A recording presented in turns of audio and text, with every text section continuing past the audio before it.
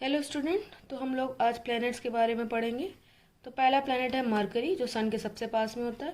ये सबसे smallest planet है हमारे सोलर सिस्टम का और नियरेस्ट टू द सन। सबसे सन के पास में कौन सा प्लैनेट है? Mercury. It complete one revolution around the sun in the shortest time and highest speed. तो अर्थ को जैसे एक रेवोल्यूशन कंप्लीट करने में 365 डेज लगते हैं, वैसे मरकरी को केवल 88 डेज लगते हैं एक रेवोल्यूशन कंप्लीट करने में। मरकरी और सन के बहुत पास में, इसलिए यहाँ पर बहुत ज़्यादा हीट और लाइट इसको रिसीव होती है और ये बहुत ज़्यादा इसका टेम्परेचर होता है 427 डिग्री सेल्सियस। इसका इतना ज़्यादा टेम्परेचर होता है जिस साइड सन होता है, और दूसरी साइड क्या होता है, बहुत ठंडी होती है, -173 डिग्री सेल्सियस होता है। इसकी कोई सैटेलाइट्स नहीं है। It is visible just before the sunrise in the eastern sky, just after the sunset in the western sky near the horizon. तो जब सनराइज होता है तभी ये दिखाई पड़ता है ईस्ट साइड में, और सनसेट के समय वेस्ट साइड में ये दिखाई देता है। It has a almost negligible atmosphere, यहाँ पर बिल्कुल भी एटमॉस्फेयर नहीं है और इसे हम लोग नेकेड आइट से देख सकते हैं। फिर सेकेंड है Venus, is the brightest planet of the solar system. ये सबसे चमकदार प्लैनेट है हमारे सोलर सिस्टम का। ये इतना चमकदार क्यों है? क्योंकि यहाँ पर क्या है,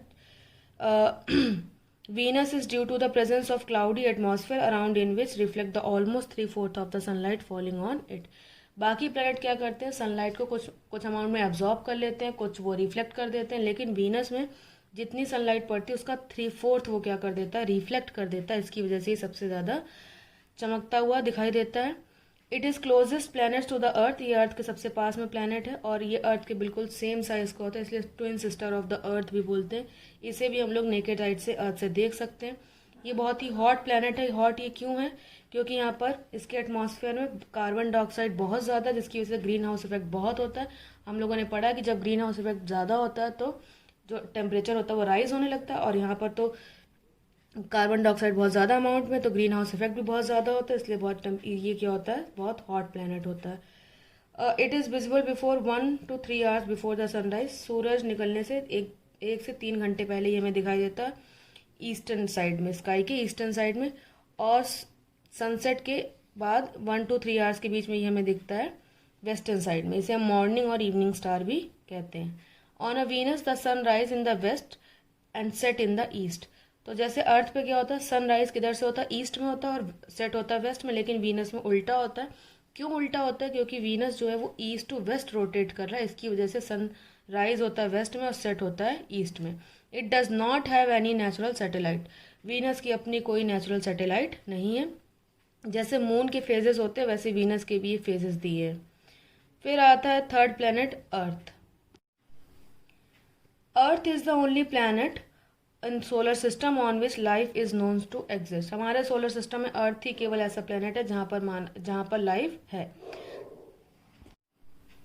the earth is at the right distance from the sun, so it has some special environmental condition like the right temperature range, the presence of water, a suitable atmosphere and the blanket of ozone. These are the responsible for the existence and continuation of life on the earth. तो earth पर life क्यों है? क्योंकि ये सन से बिल्कुल right distance में, ना बहुत सन के पास में जहाँ बहुत गर्मी पड़े, ना तो बहुत दूर है कि यहाँ पर बहुत ज़्यादा ठंड हो। तो ये बहुत ही राइट डिस्टेंस पे। उसके अलावा यहाँ पे इन्वायरमेंटल कंडीशन बहुत अच्छी है, टेम्परेचर रेंज बहुत अच्छा है, प्रेजेंस ऑफ वाटर यहाँ पे प्रेजेंट है, सूटेबल एटमॉस्फेयर, यहाँ पे एटमॉस्फेयर बहुत सूटेबल है, ग्रीन हाउस गैसेज हैं तो बहुत कम है जो सिर्फ केवल अर्थ की हीट को बचा के रखती हैं। उसके अलावा यहाँ पर क्या है, ब्लैंकेट ऑफ ओजोन जो हमें सन की यूवी रेज से प्रोटेक्ट करता है। तो इन सब वजह से अर्थ पर क्या है, लाइफ प्रेजेंट है। From the space earth appears blue green in a colour due to the reflection of light from water and land mass on it surface. Space से देखने पर अर्थ ब्लू और ग्रीन के कलर में दिखता है, क्योंकि जो लैंड मास और जो इसका वाटर है वो क्या करता है, लाइट को रिफ्लेक्ट करता है। इसकी वजह से ये इसको ब्लू प्लैनेट भी कहते हैं, क्योंकि मोस्टली ब्लू कलर ही दिखता है। और मून इसकी नेचुरल सैटेलाइट है। अर्थ अपने एक्सिस पे रोटेट करता है, लेकिन इसकी एक्सिस जो है बिल्कुल स्ट्रेट नहीं, थोड़ा सा क्या है, झुकी हुई है। आपको पता ही 23.5 डिग्री सेल्सियस क्या है, ये झुकी हुई है। उसके टिल्ट होने की वजह से क्या होता है, यहाँ पर सीजन चेंज होते हैं अर्थ पर। तो अर्थ को एक रेवोल्यूशन कंप्लीट करने में 365 1/4 डेज लगते हैं और एक रोटेशन कंप्लीट करने में 24 आवर्स लगते हैं। फिर आता है मार्स, फोर्थ प्लैनेट है मार्स, जिसे हम बोलते हैं मंगल। मार्स जो होता है वो रेडिश इन कलर दिखता है, इसलिए इसको रेड प्लैनेट भी बोलते हैं। ये रेड कलर का क्यों होता है? क्योंकि जो इसकी सॉइल है उसमें आयरन ऑक्साइड बहुत ज़्यादा अमाउंट में होता है और आयरन ऑक्साइड का कलर थोड़ा सा रेड में कलर में होता है, इसकी वजह से ये रेड प्लैनेट इसको बोलते हैं कि यहाँ पर आयरन ऑक्साइड बहुत ज़्यादा मिलता है। ये अर्थ से बिल्कुल लगभग हाफ साइज़ का है। यहाँ पर बहुत पतली सी एटमॉस्फेयर की एक लेयर है जिसमें कार्बन डाइऑक्साइड, नाइट्रोजन, हाइड्रोजन और ऑक्सीजन भी मिलता है। इसकी 2 नेचुरल सैटेलाइट हैं, फोबोस और डायमोस। तो क्योंकि यहाँ पर ये गैसेस मिलती हैं तो ऐसा माना जाता है यहाँ पे लाइफ एग्जिस्ट कर सकती है।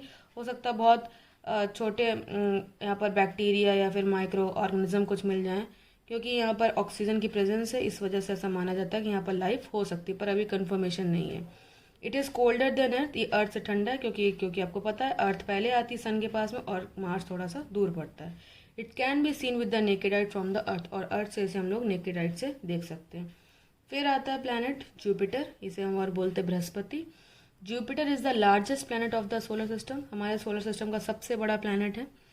The mass of Jupiter is about 318 times mass of the earth, earth का जितना मास है उससे 318 टाइम्स ज़्यादा है मास जुपिटर का।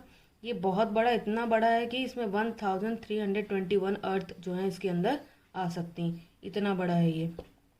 जुपिटर के सबसे ज़्यादा सैटेलाइट हैं, 50 सैटेलाइट्स हैं, सबसे ज़्यादा नहीं सॉरी, जुपिटर के 50 सैटेलाइट्स हैं, और जिसमें से एक सबसे बड़ा इसका सैटेलाइट्स है गैनमेड, और ये जुपिटर का सबसे बड़ा सैटेलाइट है, और ये हमारे सोलर सिस्टम का सबसे बड़ा सैटेलाइट है। The thick atmosphere around the Jupiter reflect the most of sunlight falling on it. Due to it appears to be bright.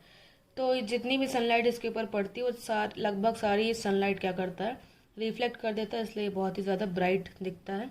The atmosphere of Jupiter mainly consist of, यहाँ पर कौन सी gases हैं, hydrogen और helium, जिसमें methane gas भी मिलती है, ammonia gas भी क्रिस्टलाइन फॉर्म में मिलती है। इसको भी हम लोग नेकेड आइट से देख सकते हैं, और एक पावरफुल टेलीस्कोप से हमें इसका एक बड़ा सा रेड स्पॉट दिखाई देगा। जो रेड स्पॉट है वो वहाँ पर एक क्या, एक बहुत ही बड़ा स्टॉर्म है जो कंटिन्यूसली कई सालों से चलता हुआ आ रहा है। इट हैज़ अ फेंट रिंग अराउंड इट, जैसे सैटर्न के चारों तरफ रिंग्स होती हैं वैसी बहुत ही हल्की सी रिंग्स इसके चारों तरफ भी हैं। अगर हम लोग पावरफुल टेलीस्कोप से देखें तो हमें यहाँ पर एक रेड स्पॉट दिखाई देगा। ये जो रेड स्पॉट है जैसे मैंने बताया वो क्या है, एक बहुत ही बड़ा स्टॉर्म है जो कि कई सालों से चलता हुआ आ रहा है, और इसके आगे के जो प्लैनेट्स हैं वो हम लोग नेक्स्ट वीडियो में पढ़ेंगे। Thank you.